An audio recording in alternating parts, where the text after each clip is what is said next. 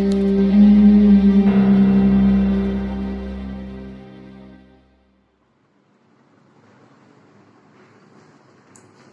दोस्तों, class 10th, क्या हालचाल भैया? बढ़िया सब? कल का वीडियो देखा था, समझ आई बात? आज उसी का जो आपका क्वेश्चन है, उसी एक्सरसाइज का, रियल नंबर का, और इसको जरा देख लेते हैं, ठीक है? समझ लेते हैं, थोड़ा सा समझ नहीं आ रहा है तो बच्चों को। सवाल मैंने लगा रखा बोर्ड पे, आप देख लो। Show that one and only one out of n+2 n+4, ध्यान दीजिएगा, n+2 n+4 is divided by 3। कह रहे हैं कि दिखाओ कि यहाँ यहाँ यहाँ इन तीनों में से, ये इंटीजर टाइप, ये इंटीजर टाइप के होंगे, ठीक है? इनमें से कोई एक, चाहिए इनमें से कोई एक 3 से डिविजिबल जरूर होगा। अगर किसी भी चीज को आपको किसी भी चीज से डिवाइड करना है तो उसको फैक्टर दिखाना पड़ेगा, ठीक है? अगर 6 3 से डिविजिबल है तो इसका मतलब इसमें 3 आना चाहिए, आता ही। अगर 9 3 से डिविजिबल है तो इसका मतलब 3 आना चाहिए, आता ही। अगर 18 3 से डिवाइड होना है तो इसमें 3 आना चाहिए, आता ही। तो अगर कोई भी चीज, अगर n 3 से डिवाइड होना है तो फिर n के पास 3 को फैक्टर के रूप में होना चाहिए। अगर n+2 3 से डिवाइड होना चाहता है तो n+2 के पास 3 को फैक्टर के रूप में होना चाहिए। अगर n+4 3 से डिवाइड होना है तो फिर 3 को n+4 टाइप के इंटीजर का फैक्टर होना चाहिए, ठीक है? तो शुरुआत की कहां से होती है? वहीं से होती है कि हम एक इंटीजर मान लेते हैं, हमारा कोई इंटीजर n है, ठीक है? और ये 3 से डिवाइड हो रहा है। अगर ये 3 से डिवाइड होगा तो जो रिमाइंडर बच्चों होगा वो क्या होगा? 0 होगा, 1 होगा और 2 होगा, 3 तो हो नहीं सकता।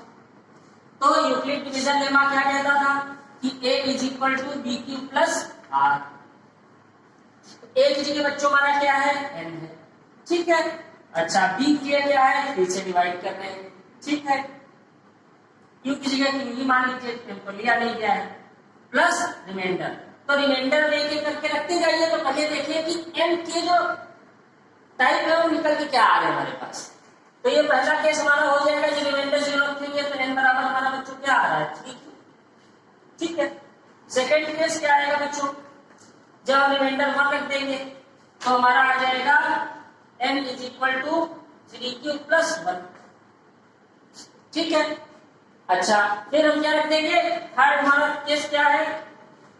हमारा n आ जाएगा 3q + ये 3 टाइप के इंटीजर हमारे पास आएंगे और इसमें से जो इंटीजर हमारा होगा वो हम दिखाएंगे कि ये 3 से डिविजिबल है, ठीक है? 3 को इनका फैक्टर दिखाना है, मेन काम ये, ठीक है? तो अब आप जरा ऊपर क्वेश्चन पे नजर दौड़ाइए। पहला आपका n है, n बराबर आपका यहाँ कितना आ रहा है? 3q। तो केस 1 n = 3, हमारा यहाँ भी n था तो n = 3q। 3 इसका फैक्टर है कि नहीं है? तो इसका मतलब 3 से डिविजिबल है। तो डिविजिबल बाय, ठीक है? पहली तारीख तो होती है 3 से डिविजिबल, ठीक है? केस सेकंड बच्चों हमारा क्या है? n+2 है और यहाँ सेकंड केस में क्या है? 3q +, यानी n की जगह वैल्यू आई है, यहाँ क्या है? n+2, तो n की जगह वैल्यू डालिए, तो n+2 वैल्यू डालिए, n की जगह 3q + 1 और यहाँ कितना है?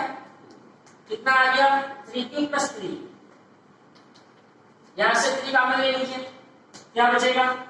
q +, देखिए 3 फैक्टर में आ गया। बस इसका मतलब है कि ये भी हमारा 3 से डिविजिबल, ठीक है? क्लियर हुआ? समझ आया? बहुत बढ़िया। थर्ड केस देखिए, थर्ड केस क्या है? n+4। हमारा थर्ड केस क्या है? 3q + 2, ठीक है? तो यहां रख देंगे।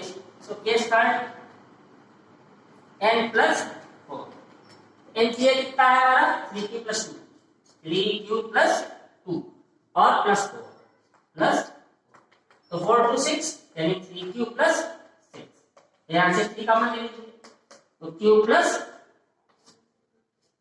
देखिए 3 यानी फैक्टर आ गया, इसका मतलब ये हमारा ये भी 3 से डिविजिबल है, ये भी 3 से डिविजिबल है और ये भी 3 से डिविजिबल है। इसका मतलब कि अगर इस टाइप के इंटीजर है तो इनमें से कोई एक 3 से डिविजिबल 100% होगा, क्योंकि तीनों केसेस में हमने दिखा दिया कि 3 फैक्टर। तो अगर इस केस का आया, इस केस का, तो तीनों में से ओनली 1 एंड 1, यानी कोई एक तो होगा ही होगा। ठीक है, समझ आ गया? रख कर दे, देख लो, देख लिया?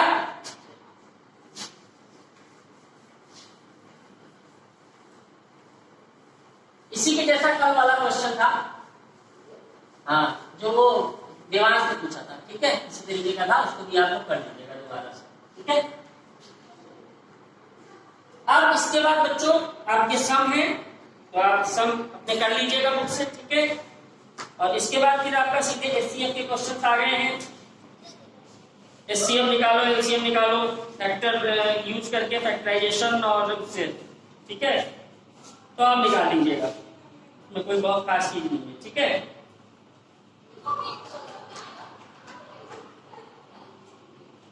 कर लेंगे सब लोग।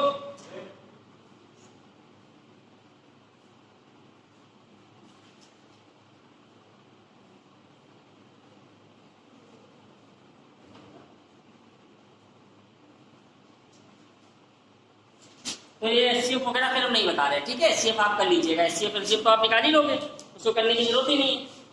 और हम एक चीज ये ध्यान दीजिए कि एक सम हम लिख रहे हैं बच्चों, देखिएगा, फाइंड लार्जेस्ट, थोड़ा सा समझना पड़ेगा, नंबर विच डिवाइड्स, ध्यान दीजिएगा, बस सारा कहानी यही छुपी है, विच डिवाइड्स, सारी कथा यहां है भैया, विच डिवाइड्स 2, 4, 5 and 1037, leaving remainder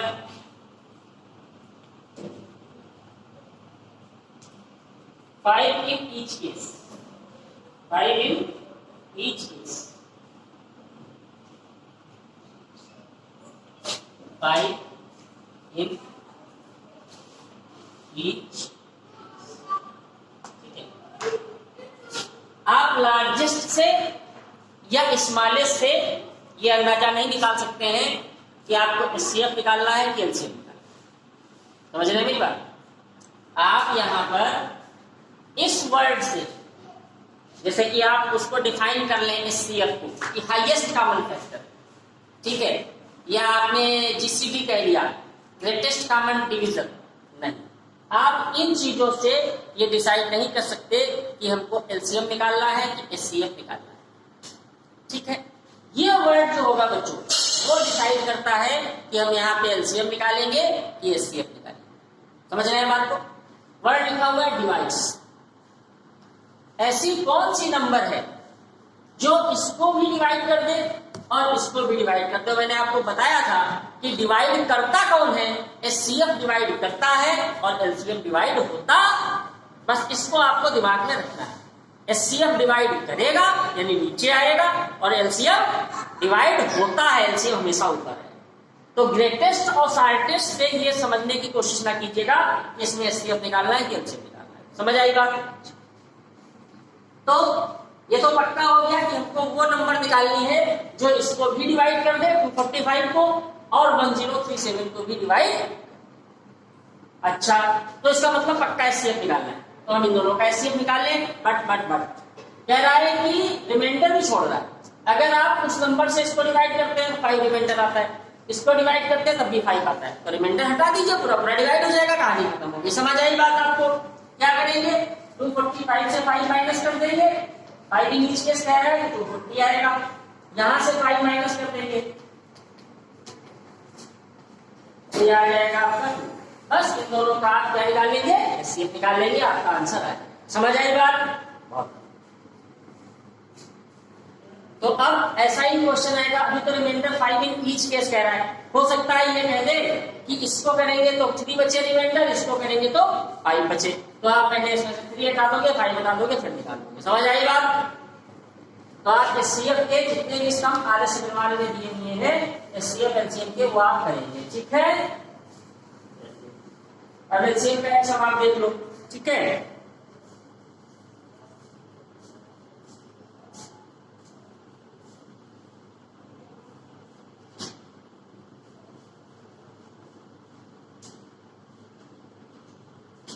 इसमें मैक्सिमम तो यार HCF की ही है, वो शुरुआत में आएगा केवल बस, ठीक है।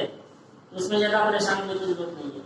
तो आप इसमें के क्वेश्चन निपटा लीजिएगा, ठीक है। अरे सेकंड बार आपके पास होगी नहीं होगी तो मतलब से केमिस्ट्री दिखा दे, वो जो है क्वेश्चंस को दिखा दे तो बच्चे अपना क्वेश्चन कर लेंगे। इसको पॉज करके अपना आप नोट कर लीजिएगा, ठीक है। इसमें से जितने कर पाइएगा कर लीजिएगा, बाकी तुम बताएंगे, ठीक है। वो आप डाल दिया गया ना, उसको देख लीजिएगा, जितने कर पाइएगा करिएगा, ठीक है। इन क्वेश्चंस की जो लिंक है वो आपको वीडियो में दी गई है, उसको देख लीजिएगा, क्वेश्चन आपको मिल जाएंगे तो कर लीजिएगा, ठीक है। अच्छा, और बाकी इसमें दो सम आपकी बचते हैं जिसमें वो n की पावर 0 वाला होता है ना कि 6 की पावर n वो कितना होएगा, उसका एंड कहाँ से होएगा, वो क्वेश्चन भी आपके अच्छे वाले हैं। जैसे एक क्वेश्चन कहता है show that any number of the form 4 की पावर n, यहाँ पे n जो है रेशनल वो नेचुरल नंबर है। क्वेश्चन में लगा रहा हूँ, देखिए, show that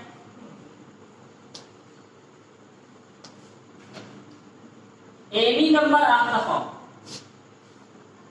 any number of the form 4 की पावर n, इस नंबर इस फॉर्म की नंबर है 4 की पावर 2 यानी 16 भी हो सकती है, 4 की पावर 1 4 भी हो सकती है, 4 की पावर 3 64 भी हो सकती है, ठीक है। तो इस टाइप की नंबर होनी चाहिए where n belongs to natural number. ये बिलोंग का साइन होता है बच्चे, याद रखिएगा। जो n होगा यानी जो एक्सपोनेंट है इसकी वो नेचुरल नंबर होगी, 0 नहीं हो सकती, 1 2 3 4 कुछ भी पावर हो सकती है और वो नंबर कुछ भी आपकी हो सकती है।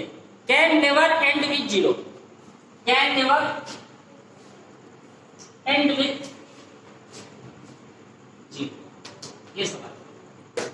कहने का मतलब क्या है बच्चों, कहने का मतलब ये है कि एक नंबर है 4 की पावर n टाइप, 4 की पावर n टाइप नंबर है आपके पास, और ये जो 4 की पावर n टाइप नंबर है इसमें जो n है वो नेचुरल नंबर है, यानी 1 2 3 4 5 6 7 8 9 10 रखते चले जाइए। आप कितना भी इसको मल्टीप्लाई कर डालोगे, कोई भी मल्टीप्लाई कोई भी प्रोडक्ट ऐसा नहीं आएगा जिसके लास्ट में 0 आ रहा हो। ये प्रूफ करना है कि ये कैसे आप प्रूफ करेंगे। या तो आप फिर सारी नेचुरल नंबर रखते जाओ, तो कब तक रखोगे, तुम रखोगे फिर तुम्हारे आगे आने वाले रखेंगे, नेचुरल नंबर तो खत्म नहीं होगी। तो इसको कैसे प्रूफ कर दिया जाए कि अगर इस टाइप की नंबर है n जहाँ पे नेचुरल नंबर से बिलोंग करता है, उसका प्रोडक्ट कितना भी ले लो, मान लो हम लिखते हैं 4 की पावर 1 4 की पावर 2 4 की पावर 3 ऐसे लिखते हैं, तो ये 4 आएगा, ये 16 आएगा, ये 64 आएगा, कहीं 0 नहीं आ रहा है। तो कह रहे हैं कहीं भी वो 0 से एंड नहीं होगा। ये हमारा क्वेश्चन, ठीक है।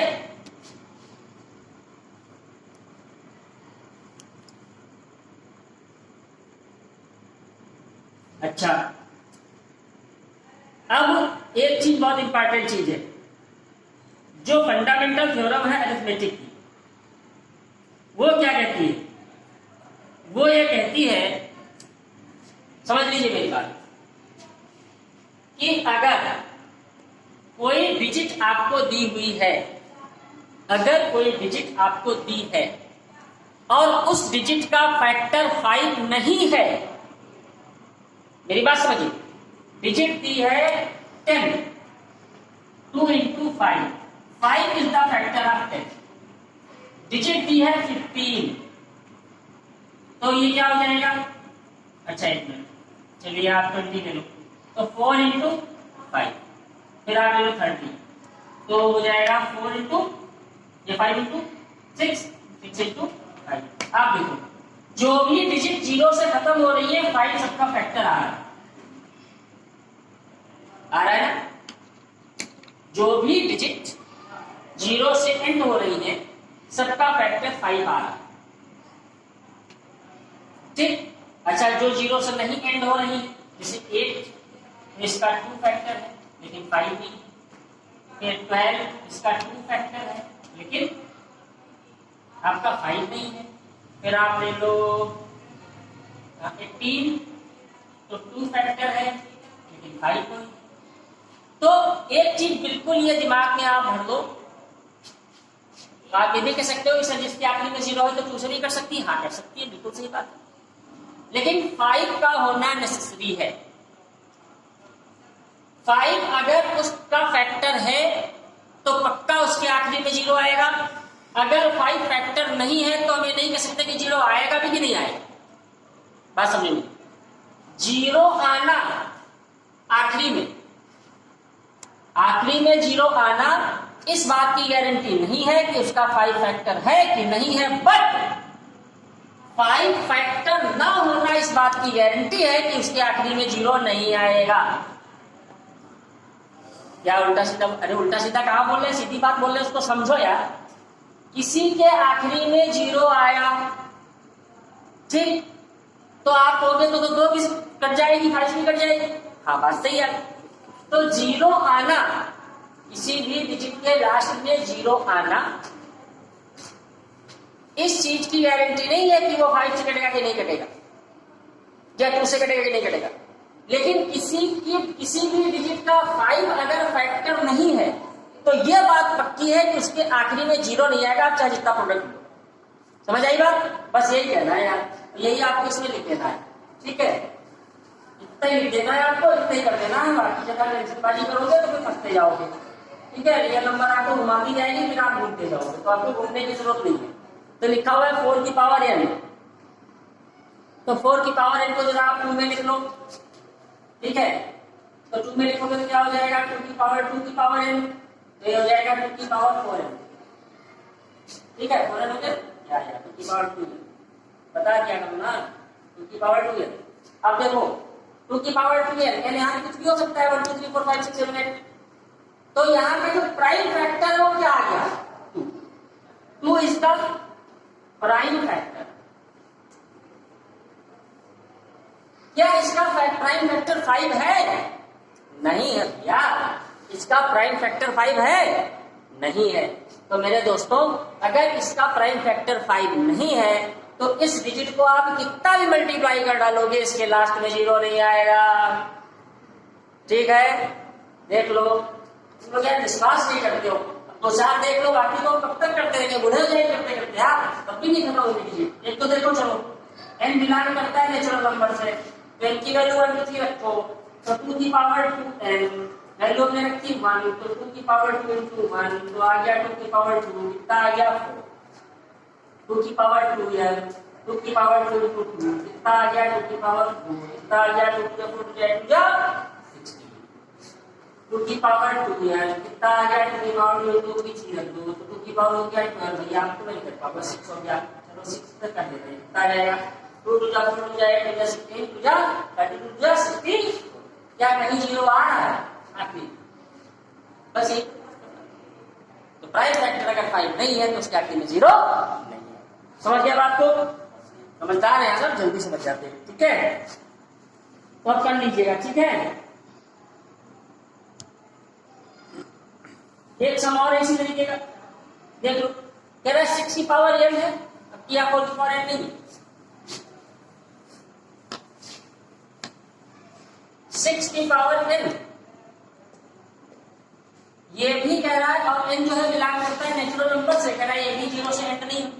यार कहां से होगी भैया, अभी तो बताया, हाँ मालूम में समझ आ गया, तब देख लो, देखने में क्या समस्या हो जाएगी यार, तुम लोग तो पीछे पड़ जाते हैं और समझ आ जाता है, ठीक है।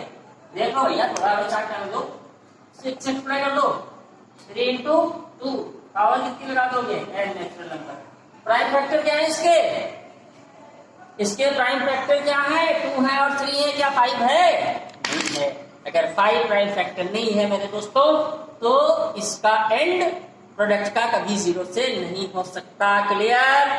बहुत बढ़िया। आर्य सग्रवाल के सब लगा लीजिएगा, बार बार भी बताएंगे, कुछ सम इसके हैं जो नहीं लगेंगे, आप समझा देंगे, ठीक है। यहाँ से आपका ये सिस्टम जो है फिनिश होता है, और इसके बाद में आपका इसमें टर्मिनेटिंग और नॉन टर्मिनेटिंग आएगा। क्लास 9th के सबसे शुरुआती दौर के वीडियो देख लीजिएगा। अब जो आपका टॉपिक आ रहा है, ठीक है, मैं लिख के दे रहा हूं यहाँ पे, आपका टॉपिक आ रहा है अब इसमें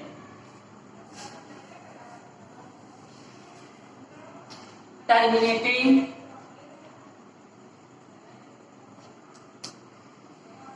non terminating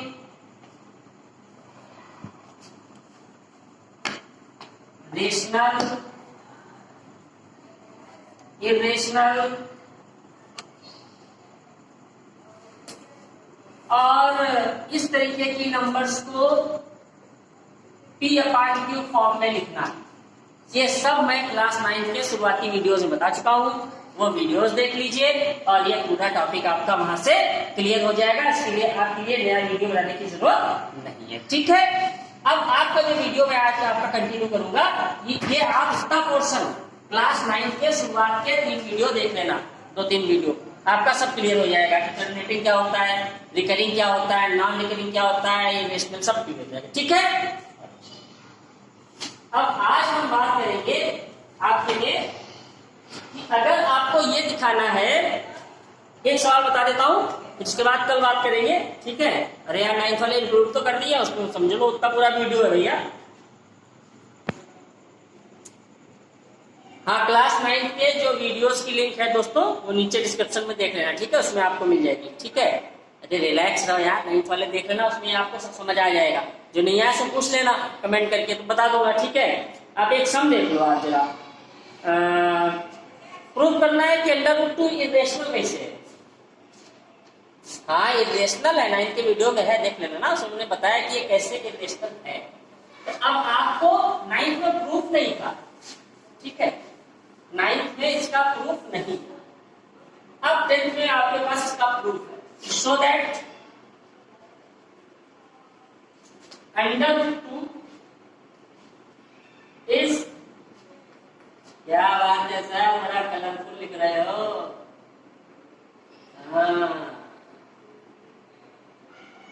so that √2 is a irrational, ठीक है, कलरफुल लिख रहे हो, चलो भैया, देश में नीला है ना, इज ए इरेशनल।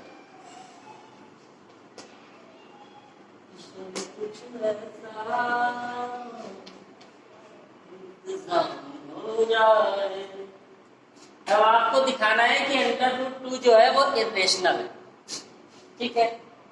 तो सबसे पहले आपको ये पता होना चाहिए कि आखिर रेशनल की खासियत क्या होती है, ठीक है। मैं तुरंत बता देता हूँ कि आप ये कर चुके हैं ना, जो वीडियो देखेंगे तो आपको समझ आएगा, और 9th में आपको नहीं पढ़ाया था, ठीक है, लेकिन फिर भी आप देख, लॉकडाउन में मस्ती छान रहे ना, भूल गए। जो रेशनल नंबर बच्चों होती है वो क्या होती है, P अपान Q फॉर्म होती है, जहां पे Q 0 नहीं होता है, नंबर 1 चीज। और जो सबसे खास चीज है बच्चों, सबसे खास चीज वो ये है कि जो फ्रैक्शन आपने पढ़ा ना पिछले क्लास में, फ्रैक्शन में जो आपने फ्रैक्शन का स्टैंडर्ड फॉर्म पढ़ा है, स्टैंडर्ड फॉर्म माने काट के, जैसे एक मैंने लिखा 4/6 और एक मैंने लिखा 2/3, स्टैंडर्ड कौन है, ये स्टैंडर्ड नहीं, इसलिए ये फ्रैक्शन तो है बट रेशनल नहीं है ना। देखो काम की बात निकल आई। अभी कोई पूछ रहा आपसे कि रेशनल है, नहीं, क्यों, क्योंकि स्टैंडर्ड है। रेशनल की सबसे बड़ी बच्चों खास बात क्या होती है, Q 0 नहीं होना चाहिए, और जो फ्रैक्शन होगी वो क्या होगी, स्टैंडर्ड फॉर्म में होगी, मतलब कटनी नहीं चाहिए, किसी भी नंबर से ऊपर नीचे कटनी नहीं चाहिए। सबसे इंपॉर्टेंट चीज जो प्रूफ आप करने जा रहे हैं, यानी P and Q have no common factor। आगे काम क्या, P and Q have no common factor, P और Q के पास कोई भी कॉमन फैक्टर नहीं होना चाहिए। अगर ऐसा है तो जो हमारी नंबर है वो रेशनल होगी, नहीं तो क्या होगी, रेशनल होगी यार, और क्या होगी।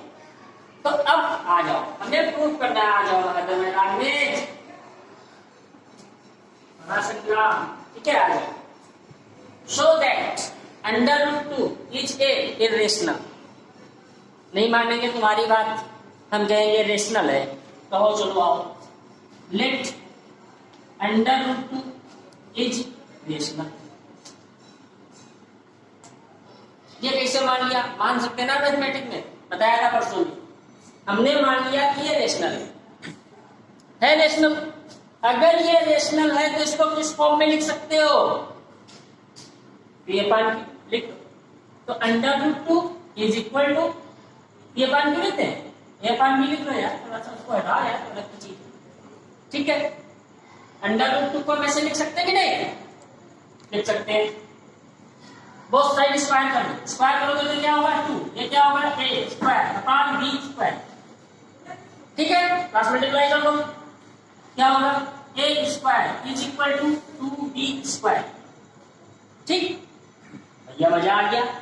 यहां से जरा देखो कायदे से क्या आया, ये 2 किसके साथ मल्टीप्लाई है, b स्क्वायर के साथ। Here 2 is the factor of b square. अगर कोई गिनती किसी स्क्वायर का फैक्टर है तो गिनती का फैक्टर होगा, इसका मतलब कि 2 will be the factor of b। बस समझ आ रही कि नहीं, 2 किसका फैक्टर है, b स्क्वायर का, इसका मतलब b का फैक्टर होगा। कहने का मतलब क्या है, अगर 2 16 का फैक्टर है, देखिए 2 16 का फैक्टर है कि नहीं, 2 से 16 डिवाइड होता है तो इसका मतलब 2 16 का फैक्टर है, और 16 स्क्वायर किसका है 4 का, तो इसका मतलब 2 4 का भी फैक्टर होगा। यही कहने का मतलब था कि 2 अगर b स्क्वायर का फैक्टर है तो 2b का भी फैक्टर, ठीक बात। अच्छा, अब इसके बाद की जो कहानी है आपकी बुक में थोड़ा सा अजीब वजह की है, मैं आपको जरा समझाने की कोशिश करता हूं, समझिएगा। तो एक चीज समझ आ गई कि 2b का फैक्टर है। अच्छा चलो, अब हमारे पास लिखा क्या है, हमारे पास लिखा है कि a स्क्वायर बराबर 2b स्क्वायर, ठीक है। फैक्टर इसका ये है, ठीक है। अगर हम इसको ये लिख लें, जरा एक मिनट के लिए देखिएगा, 2 इसका फैक्टर है तो मान लो हम b को मान ले 4, तो 4 4 जा कितना हो जाएगा बच्चों 16, ठीक है। 4 4 जा 16 और इसको 2 से मल्टीप्लाई करेंगे कितना हो जाएगा 32। समझ लेना कायदे से, हमने b की है मान लिया 4, तो 4 4 जा 16 2 जा 32। अब a स्क्वायर कितना आ गया 32, क्या 32 2 से डिवाइड हो जाएगा बच्चों, हो जाएगा, ठीक है, हो जाएगा ना। अच्छा अब दूसरा क्या करते हैं, let b is equal to, हमें 2 फैक्टर लेना है, तो b इज इक्वल टू आप मान लो 6। अगर b 6 ले लेंगे तो a कितना आएगा बच्चों 2 इंटू 36 कितना आ गया 72। क्या 2 72 को डिवाइड करेगा, हाँ इसका मतलब 2 a को, इसका मतलब 2 b को भी डिवाइड कर रहा है और 2 a को भी डिवाइड कर रहा है, यहीं से निकाल सकते हो। लेकिन आपकी बुक में इसने पढ़ा दिया, तो समझाने के लिए करा ऐसा, आपकी बुक में क्या नाम है इसके बाद में,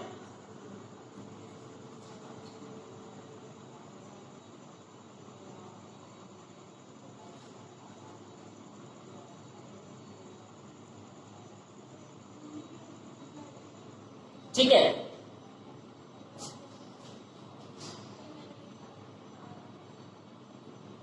आप यही से करें तो आपने देख लिया कि 2 जो है वो a का भी फैक्टर है और b का भी फैक्टर, यहीं से आ जाता है। आप इसको डिफाइन कर देना, ठीक है। आप ऐसे डिफाइन कर देना कि a स्क्वायर बराबर है 2b स्क्वायर, इसका मतलब यहां से हो जाएगा कि b स्क्वायर बराबर a स्क्वायर बाई 2, इसका मतलब 2 डिवाइड्स इसको a स्क्वायर, अगर a स्क्वायर को डिवाइड कर दें तो इसका मतलब 2 डिवाइड a आल्सो, ठीक है। a स्क्वायर करेगा तो a को भी करेगा। अच्छा अब अगर हम a बराबर 2c मान लें तो a स्क्वायर बराबर क्या हो जाएगा 4c स्क्वायर, यहां रख दीजिए तो क्या आ जाएगा 2b स्क्वायर बराबर 4c स्क्वायर, ठीक है। इसका मतलब 2 से इसको मार दीजिए तो क्या आ जाएगा b स्क्वायर बराबर 2c स्क्वायर, इसका मतलब c स्क्वायर बराबर क्या आ जाएगा b स्क्वायर बाई 2। अब देखो 2b को भी डिवाइड कर रहा है, 2 a को भी डिवाइड कर रहा है, 2b को भी डिवाइड कर रहा है, इसका मतलब 2 क्या है a और b में कॉमन फैक्टर है। अगर a और b में कॉमन फैक्टर है तो इसका मतलब ये कैसी नंबर है, रेशनल है नहीं, अगर कॉमन फैक्टर है तो रेशनल नहीं है, अगर रेशनल नहीं है तो क्या है, इरेशनल है। ये हमको प्रूफ करना था। देखते रहिए, पढ़ते रहिए, चलते रहिए।